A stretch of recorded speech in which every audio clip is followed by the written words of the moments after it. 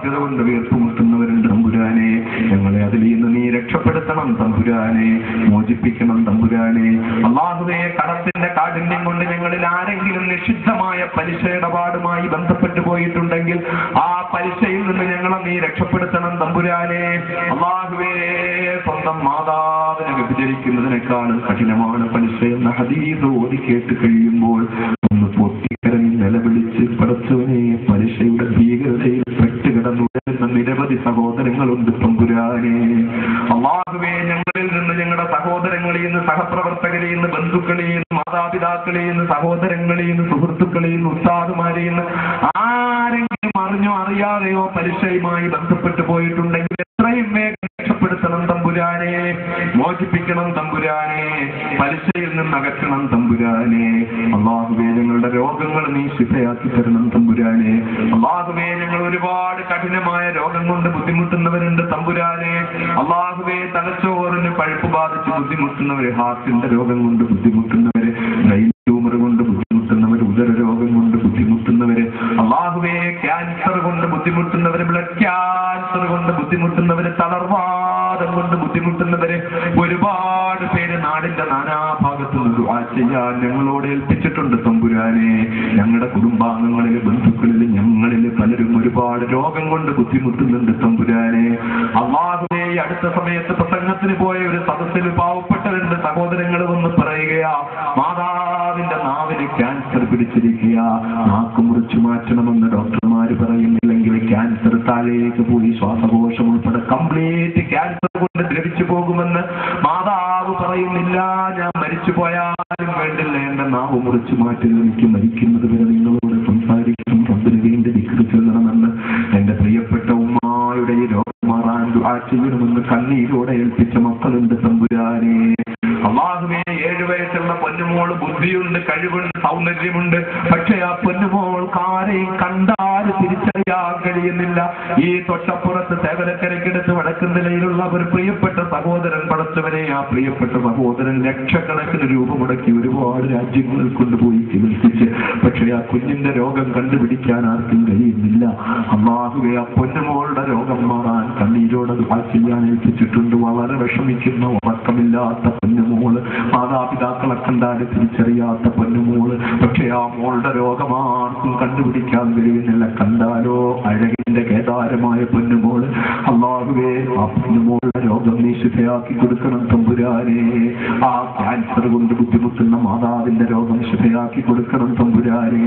ഇങ്ങനെ എവിടുന്നെല്ലാം ആരെല്ലാം ഞങ്ങളോട് ദുആ ചെയ്യാൻ ഏൽപ്പിച്ചിട്ടുണ്ടോ, ഞങ്ങളിൽ നിന്ന്, ഞങ്ങളുടെ ഭാര്യമാരിൽ നിന്ന്, മക്കളിൽ നിന്ന്, സഹോദരങ്ങളിൽ നിന്ന്, സഹായികളിൽ നിന്ന്, ഉസ്താദുമാരിൽ നിന്ന്, ശിഷ്യന്മാരിൽ നിന്ന്, സഹപ്രവർത്തകരിൽ നിന്ന്, ദുആ കൊണ്ട് വസിയ്യത്ത് ചെയ്തവരിൽ നിന്ന് ആരെല്ലാം കഠിനമായ രോഗങ്ങൾ കൊണ്ട് ബുദ്ധിമുട്ടുന്നുണ്ടോ, അവരുടെ എല്ലാവരുടെ രോഗങ്ങളും നിന്റെ മഹദ് ഫദ്ൽ കൊണ്ട്, നിന്റെ ഹബീബായ മുഹമ്മദ് മുസ്തഫ സല്ലല്ലാഹു അലൈഹി വസല്ലം ഞങ്ങളുടെ ഹഖ് ബർക്കത്ത് കൊണ്ട് ശിഫയാക്കി കൊടുക്കണം തമ്പുരാനെ.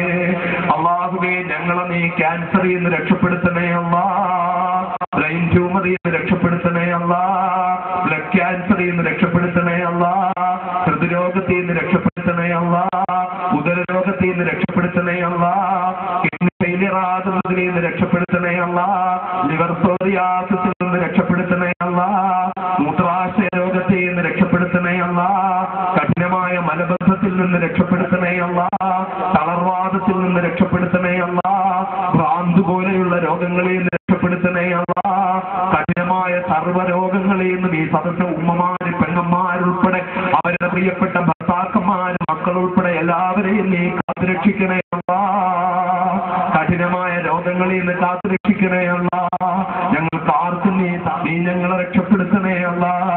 റബ്ബേ, ലോകത്തിന്റെ നാനാഭാഗത്തും പീഡിപ്പിക്കപ്പെടുന്ന ഞങ്ങളുടെ സഹോദരങ്ങളെ നീ രക്ഷപ്പെടുത്തണേ അല്ലാഹ്.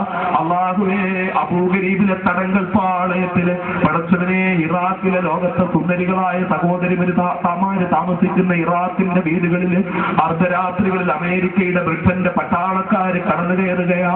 സുന്ദരികളായ ഞങ്ങളുടെ പ്രിയപ്പെട്ട സഹോദരിമാർ അമേരിക്കൻ കിരാതന്മാരാൽ മാനഭംഗപ്പെടുത്തപ്പെടുകയാ.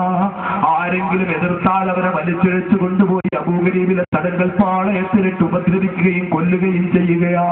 ബഹാമുത്ത് എന്ന മനുഷ്യാവകാശ പ്രവർത്തകനായ സഹോദരൻ അബൂഗരീബിൽ വധിക്കപ്പെട്ടിട്ട് ദിവസങ്ങളെയാകുന്നുള്ള തമ്പുരാനെ.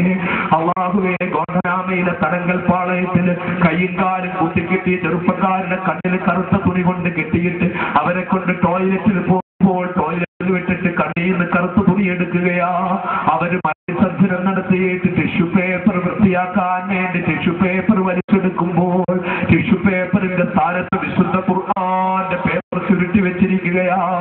റബ്ബേ, നിന്റെ കലാമായ വിശുദ്ധ ഖുർആന്റെ പേപ്പർ മലവിസർജനം ചെയ്ത് വൃത്തിയാക്കാൻ വെച്ചിരിക്കുന്നത് കണ്ട് താങ്ങാനാവാതെ അലറി വിളിച്ച് പൊട്ടിക്കറയുന്ന ആ പ്രിയപ്പെട്ട സഹോദരങ്ങൾ കക്കൂസിനകത്ത് വെച്ച് തോക്കിന്റെ പാത്രം കൊണ്ട് അടിച്ച് തകർക്കപ്പെടുകയാ, ക്രൂരമായി പീഡിപ്പിക്കപ്പെടുകയാ.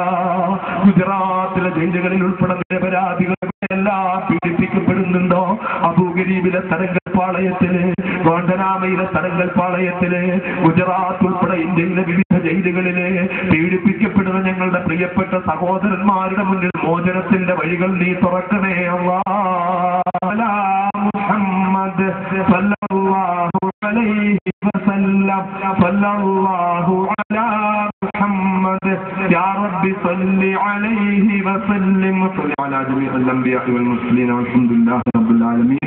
ഖുലൂ തക്ബീർ, ഖുലൂ തക്ബീർ, ഖുലൂ തക്ബീർ. എല്ലാവരും ഇൻഷാ അല്ലാഹ് എനിക്ക് വേണ്ടി എൻ്റെ കുടുംബത്തിന് വേണ്ടി ദുആ ചെയ്യണം. ഞാൻ ദുആയിൽ പറഞ്ഞ പോലെ ആദ്യം ബാംഗ്ലൂരിൽ ഒരു കത്ത് വന്നു.